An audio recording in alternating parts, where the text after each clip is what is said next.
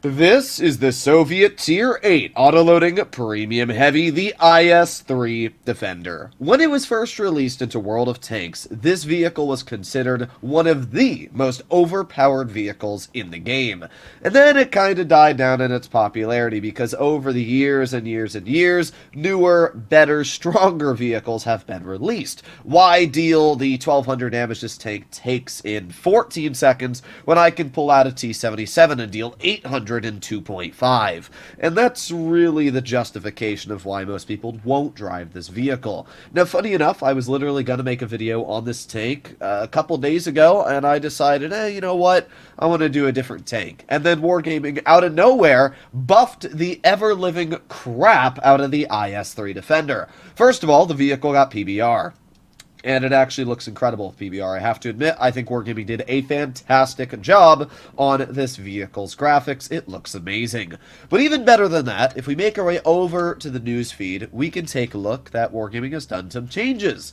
And you'll notice specifically, the IS-3 Defender will get an armor update and become even stronger. The frontal hull is getting a 20mm buff. That is quite a lot. The vehicle's upper plate right now is about 220, 230 thick on flat, which means, yeah, with an additional 20 mils, and this is all angled, it's probably going to be about 250, 260 millimeters thick on flat ground.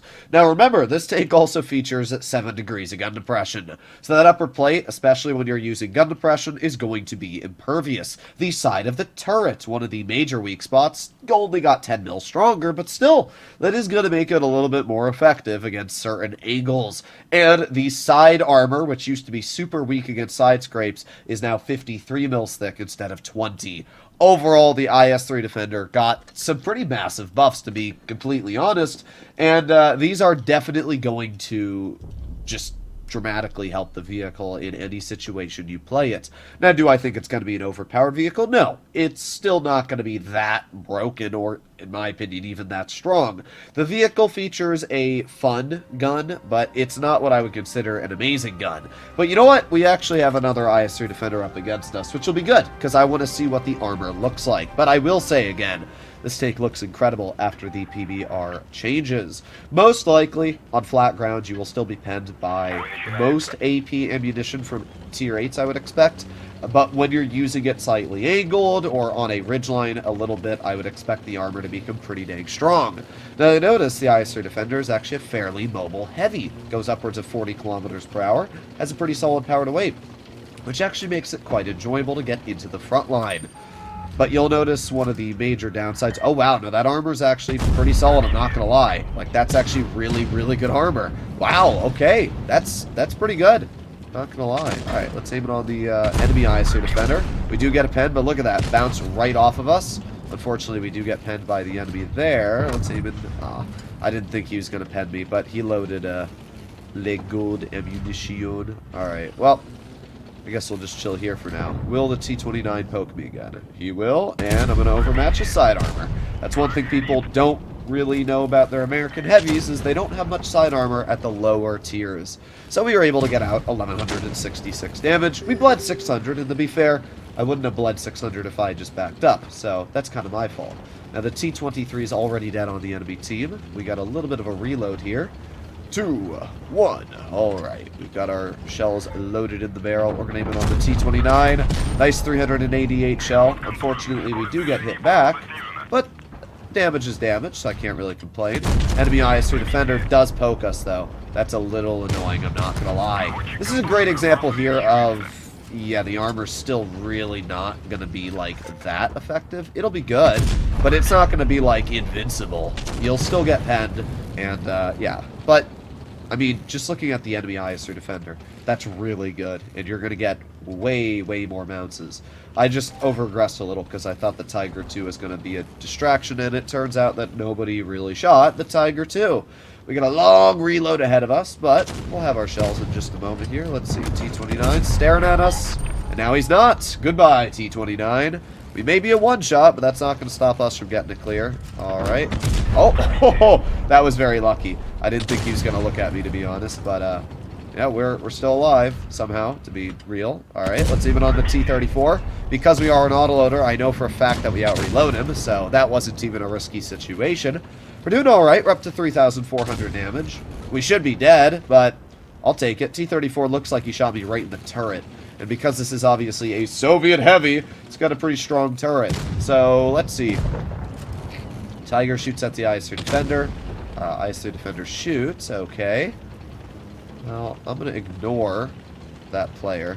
I think the Shark is AFK, and yes, I am indeed correct on that. Okay, well, let's just pull over here, and let's aim it on the Shark again. Bonk. Nice. Okay, there you go. This is a pretty solid game. I was wondering why that Shark was literally never poking us, and I guess that makes sense. I don't really care if we die there. We did pretty good. That was a solid first game. As we saw, the armor, still not, like, incredible. On flat ground, people were still penning me. To be fair, we were a little bit lower down than those heavies, but they still were cutting through our vehicle. But hey, we blocked 1,500 damage, we did 4,239 in return, and aced the vehicle. So, yeah, I mean, that was a pretty solid result, and I don't have many complaints there. Let's try another game and see how the IS-3 Defender does again. Alrighty, here we are, second battle. Up against us, we have a KV-5, LT-432, Lorraine, M4 Yo, okay. I mean, they got some strong vehicles. Even their tier 7s are pretty strong, being the Cheeto SPG Helsing. So, definitely an enemy team that I'll have to be a little cautious about. But it really depends on where our team plans on going. I will obviously try to make my way up to base C. But that doesn't mean everybody on my team will. Okay, well actually it might. That's pretty good news. Again, the IS-2 Defender does actually have good mobility. It's one thing I've always really liked about the vehicle is that it's kind of a jack of all trades in terms of the capabilities it has. And now that it actually has really good armor, I can easily say that this is honestly probably going to be one of my favorite tier 8s.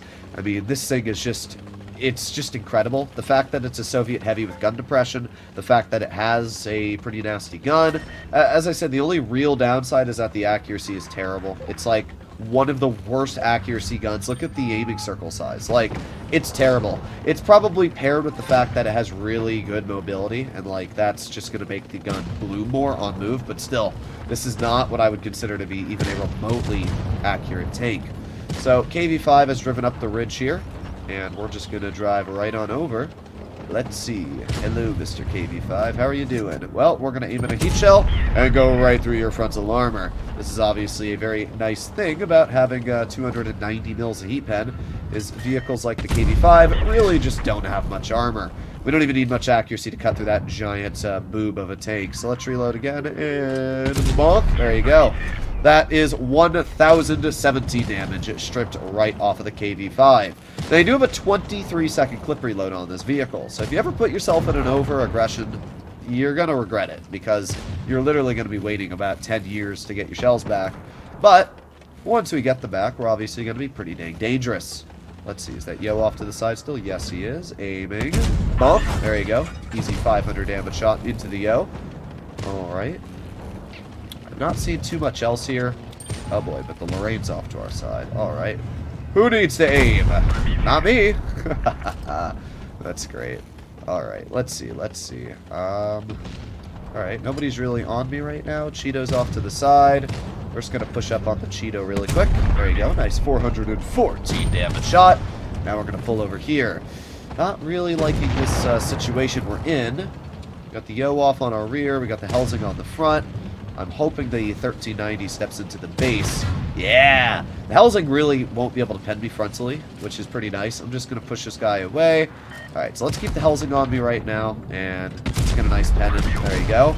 He does overmatch my roof. Not much I could have done about that. 1390 is going to finish him off.